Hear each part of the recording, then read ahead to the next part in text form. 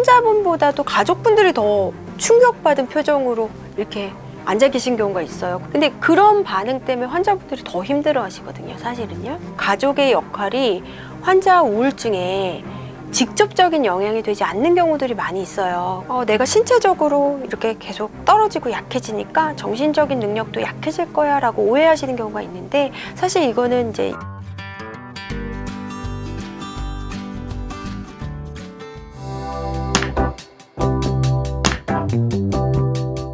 이 채널의 구독자분들이 이제 어르신들이라고 많이 들었거든요. 그래서 세대 간에 좀 차이가 있어요. 근데 어르신들 같은 경우에는 뭐가 문제가 되냐면은 예전부터 감정 같은 경우도 참아야 된다. 이런 어떤 문화적인 압력도 많이 있으셨고요. 다른 사람을 우선시하라는, 그것이 올바른 것이다라는 그런 압력을 많이 받아오면서 지내오셨어요. 그래서 나에게 어떤 관심을 갖고 나에게 애정을 베풀고 하는 행위에 대해서 낯설어 하시고, 심지어는 죄책감을 느끼시는 경우도 있어요. 내가 너무 이기적인 거 아니야? 이렇게 하시면서.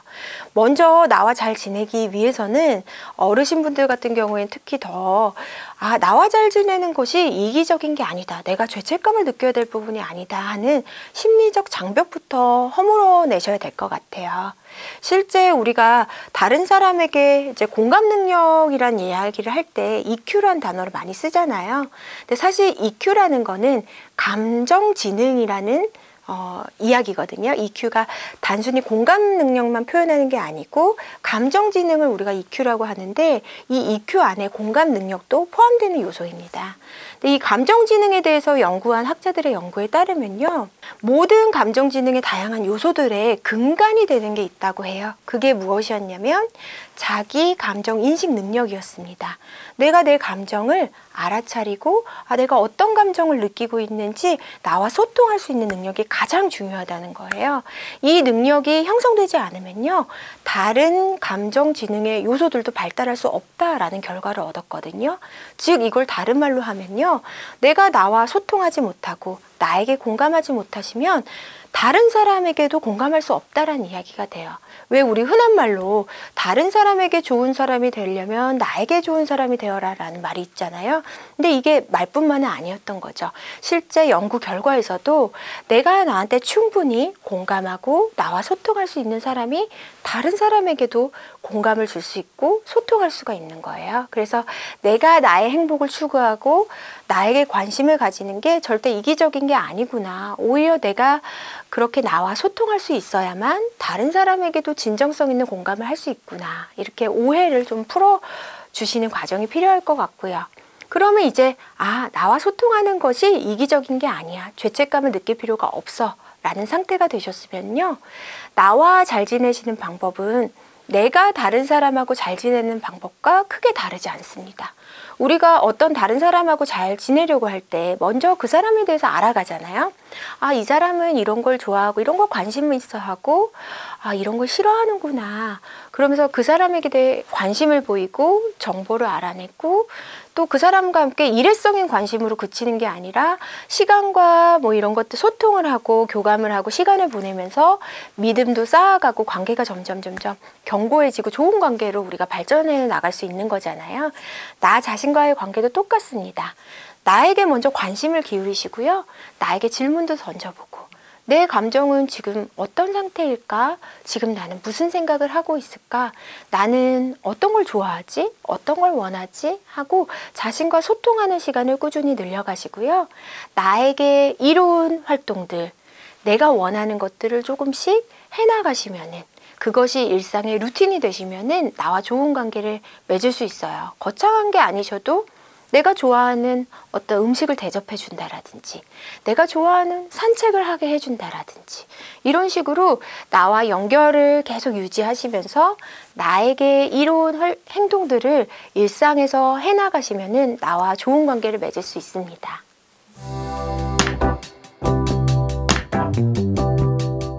사실은 이제 가족분들하고 같이 오시는 경우가 많이 있거든요.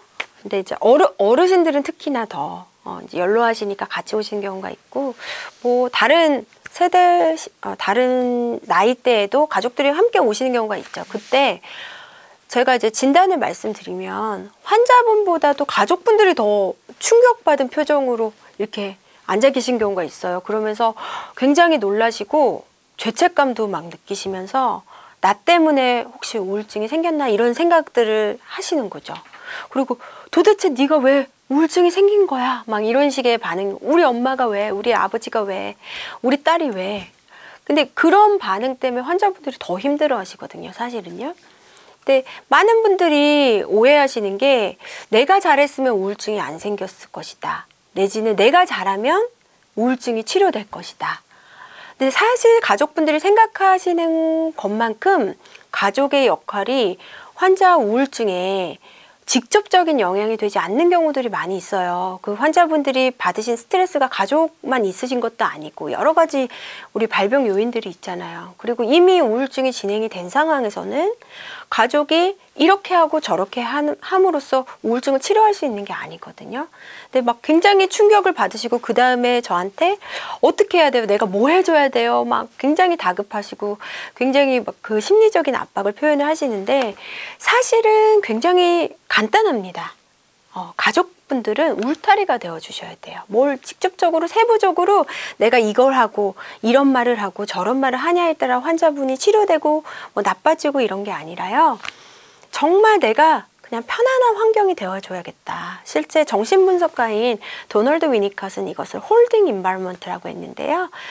우리가 이제 한국말로 해석을 하면 품어주는 환경이 되는 거죠. 내가 진짜 우울하면 내 가족한테 우울하다고 말할 수 있어야 되거든요. 근데 아까 그렇게 가족이 더 놀라고 황급해하고 조급해하면요. 우울해도 가족이 걱정할까 봐 말을 못해요. 그리고 내가 우울하다고 하면 우리 가족이 왜 우울한 거야? 언제 낫는 거야? 막 이런 식으로 가족분들도 사실은 공감을 안 해주고 싶어서 그런 건 아니겠죠. 근데 그 마음의 무게가 죄책감이라든지 과도한 책임감이 환자한테 오히려 공감할 수 없게 만드는 거예요. 내가 여유를 갖고 그래 살다 보면 우리 우울감 느낄 수도 있지. 나도 우울할 때 있는데 우리 가족도 느낄 수 있지. 우울증이란 병이 올 수도 있지. 잘 치료하면 되지. 이렇게 여유로운 마음으로 환자가 충분히 자신의 감정을 표현해도 거기에 너무 막 일희일비하지 마시고 환자가 좀 괜찮다 그러면 가족분들도 막 안도하시고 환자가 또 다시 우울하다 그러면 막 절망하시고 조급해하시고 막 이런 경우들이 있거든요. 그러지 마시고 환자분은 가족들의 안정적인 모습을 통해서 더 치유가 될 수 있어요. 그래서 큰 어떤 환경이 되어 주셔서 편안하게 내가 내 감정도 툭툭 말해도 가족이 거기에 막 충격받고 이러지 않고 그렇구나 힘들 수도 있지 이렇게 경청해 주시고 그럴 수도 있다라는 그러한 표현을 해주셔야 돼요. 우울할 수도 있다. 우울증이 생길 수도 있다. 나으면 되는 거니까.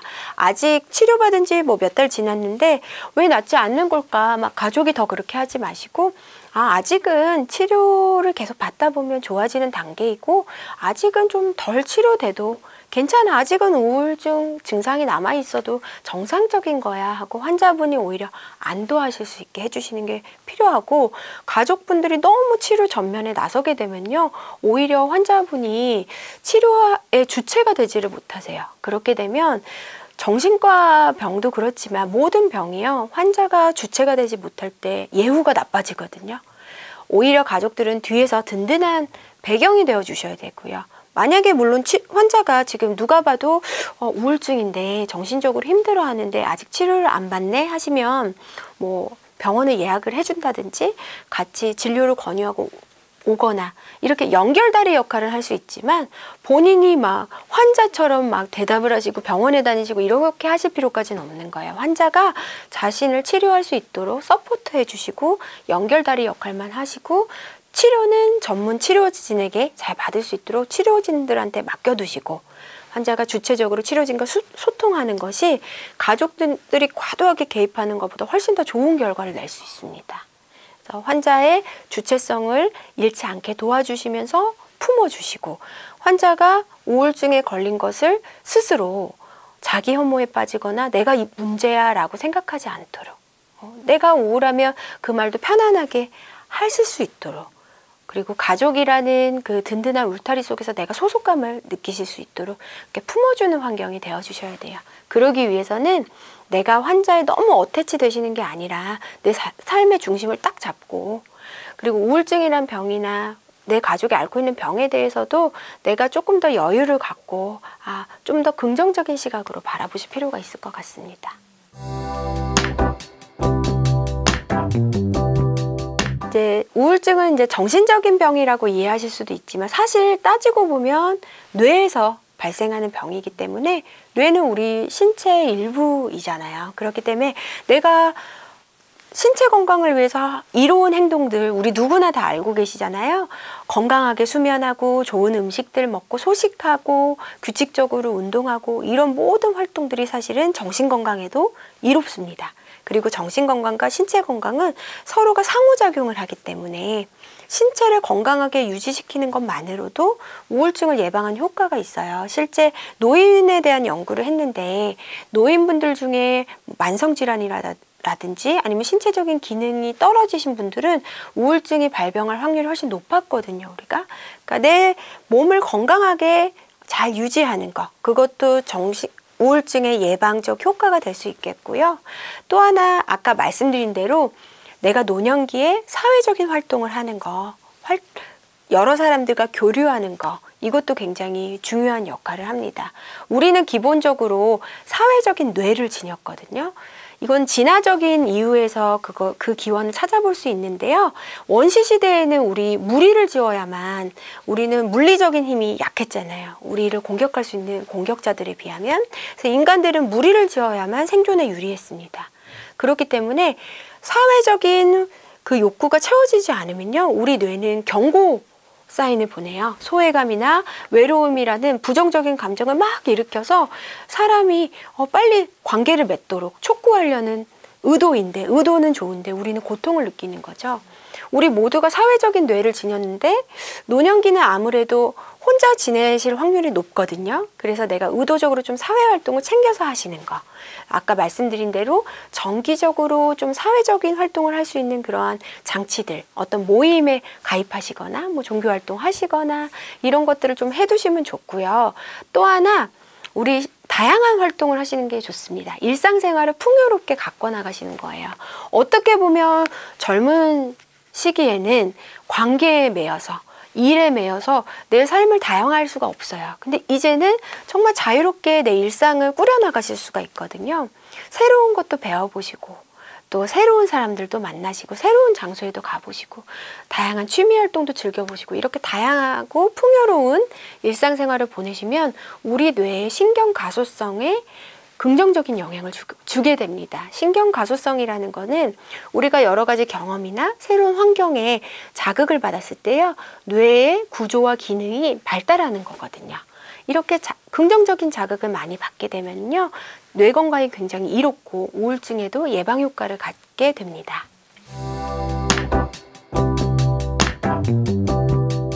많은 분들이 또 환자분들도 오해하시는 경우들이 있고, 많은 분들이 내가 신체적으로 이렇게 계속 떨어지고 약해지니까 정신적인 능력도 약해질 거야 라고 오해하시는 경우가 있는데, 사실 이거는 이제 연령 중심 편견에 가까운 거죠. 나이 들어간다라는 거를 좀 부정적으로 생각하시는, 약해진다라는 의미로만 생각하시는. 근데 놀랍게도요, 나이가 들면 오히려 회복 탄력성, 스트레스 대처 능력이 향상된다는 결과들이 많이 있습니다. 한 예를 들어드리면요, 부정적인 자극에 노출되었을 때 연세가 드실수록 신경학적인 반응이 줄어들게 됩니다. 이게 무슨 얘기냐면, 내가 좀 스트레스를 받고 안 좋은 경험들을 했을 때 내가 그 부정적인 감정에 덜 휘둘리고 평정심을 유지할 수 있다는 거예요. 젊은 세대들보다. 그래서 스트레스 대처 능력이 오히려 강화되신 거죠. 또 하나, 우리는 모두, 우리의 뇌는 부정 편향되어 있거든요. 부정적인 것과 긍정적인 것이 함께 주어지면 부정적인 것에 더 예민하게 반응하는 뇌를 가지고 있습니다. 이거 역시도 진화적인 이유에서인데요. 원시 환경에서 어떤 조상들은 굉장히 긍정적일 거고 또 어떤 조상들은 굉장히 비관주의자였을 거예요. 그런데 그 환경에서는 사실 비관주의를 갖고 있는, 부정적으로 생각하는 조상들이 살아남기에는 유리했을 것입니다. 뭐 풀잎이, 풀숲에 바람이 이렇게 불었을 때 낙관론자들은 바람 부나 보다 이렇게 편안하게 생각을 하셨을 거예요. 사실 그런 성격을 지니신 분들이 살기엔 편하고 정신건강에는 이롭죠. 근데 어떤 또 조상들은 굉장히 개복치처럼 이거 뭐야 사자 온 거 아니야 하고 굉장히 놀라고 대비를 했을 거예요. 근데 그 환경에서는 사실은 낙관론자보다는 비관론자가 많이 살아남았고요. 우리가 그러한 유전적 속성을 물려받아서 우리는 부정적으로 생각하기가 쉽고 여러 가지 우리가 우울감, 불안감을 겪는 이유도 이런 뇌의 특성 때문이거든요. 연구 결과에 의하면 노화가 될수록 내가 나이가 들어갈수록요. 이런 부정적 편향이 옅어진다고 합니다. 즉 부정적 측면만 바라보는 게 아니고 긍정적 측면도 균형 잡혀서 바라볼 수 있는 여유가 생긴 거죠. 상황을 좀 더 다면적으로 평가하게 된 거예요. 이처럼 물론 신체 기능은 연세가 드시면 좀 떨어지실 수밖에 없지만 정신적으로는요. 오히려 더 깊어지고 유연해지실 수가 있습니다.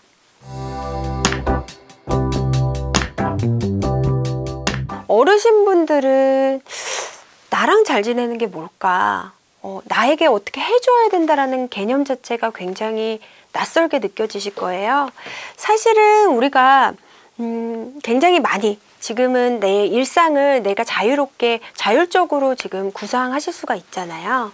별게 아닌 것들도 나와의 관계를 이롭게 만들어질 수 있고 나랑 연대감을 느낄 수가 있거든요. 가령 아침에 그냥 하나의 루틴으로 오늘 내 감정은 어떻지? 하고 물어보실 수 있습니다. 이걸 좀 더 구체화하시면 뭐 감정일기 같은 걸 써보실 수도 있고요. 내 감정에 대해서 한번 쭉 적어보시면 내 머릿속에 떠돌던 감정들이 텍스트로 보이면서 나에 대해서 좀 이해할 수 있는 창구가 되거든요. 또 내 생각도 같이 적어보실 수도 있고요. 이때 감각에 대한 평가도 해보실 수 있는데 내가 불안한 감정을 느낄 때는 답답해하는구나 이런 식으로 내가 나에 대한 질문을 던지고 나와 소통하려고 하실수록 나에 대해서 이해하는 범주가 넓어집니다. 그리고 이러한 노력들은 사실 우리가 자신의 내면을 이해하는 노력이 내면의 해상도를 높이게 되거든요. 내 내면을 선명하게 바라볼 수 있는 힘이 커질수록 정신건강에 굉장히 이롭다라는 결과들이 많이 있어요. 그래서 내가 나랑 자꾸 소통하시려고 하는 게 좋고 또 하나 우리는 사실 자기 자신하고 대화를 나누고 있거든요. 그거를 인식하지 못해서 그렇지 사실 대화를 하루 종일 하고 있어요. 근데 내가 나랑 어떤 대화를 하고 있는지 한번 관찰해 보세요. 어떤 분들은 자신에게 굉장히 우호적이고 지지적인 그런 대화들을 많이 하실 거예요. 수고했다라든지 대견하다, 자랑스럽다 이런 식으로 나한테 굉장히 친밀한 대화들을 많이 나누고 계실 거고요. 어떤 분들은 비난하고 판단하는 대화들 왜 이 모양이야? 왜 이거밖에 못해? 라는 식으로 자신을 탓하고 자존감을 깎아먹는 대화를 할 수 있습니다. 근데 우리가 생각해 보면 먼 관계보다 가까운 관계에서 주고받는 영향이 굉장히 크거든요. 뭐 그냥 지나가는 사람이 나를 비난하면 물론 그것도 기분은 좋지 않지만 더 가까운 내 믿었던 친구나 가족분들이 나를 상처를 주었다 하는 게 더 많이 아프거든요. 이렇게 관계가 가까울수록 우리는 많은 영향을 받는데 사실 가장 가까운 관계가 나와의 관계거든요. 근데 나는 나를 계속 판단을 해. 나를 비난을 해. 그리고 자꾸 사랑을 줄 때도 조건을 걸어. 이렇게 해야 널 사랑할 거야. 협박도 막 서슴지 않거든요. 너 이러면은 나 너 사랑 안 해줘? 이런 식으로 자기와 부정적인 대화를 나누면 나와 관계가 좋아질 수가 없겠죠. 그래서 내가 지금 나랑 어떤 대화를 나누고 있지 한번 살펴보시고 만약에 나는 사실 나한테 굉장히 냉정하구나. 남한테는 착한 사람, 남한테는 다정한 사람일지 몰라도 나한테는 가혹했구나 하신다면요. 나한테 좋은 말을 건네는 걸 연습해 보세요. 실제 우리 자기연민 치료라는 게 있는데요. 이 자기연민 치료에서 내 자신에게 좋은 말을 건네는 게 하나의 치유 방법으로 우리가 쓰이고 있습니다. 그래서 나한테 좋은 말 건네는 거, 긍정적인 말 건네는 거 자꾸 버릇이 되고 습관이 되시면은 나에 대한 태도가 바뀔 수 있고 나와 유대감이 깊어지실 수가 있어요. 이때 나한테 좋은 말 건네는 게 어색해, 낯설다 이렇게 생각을 하신다면요.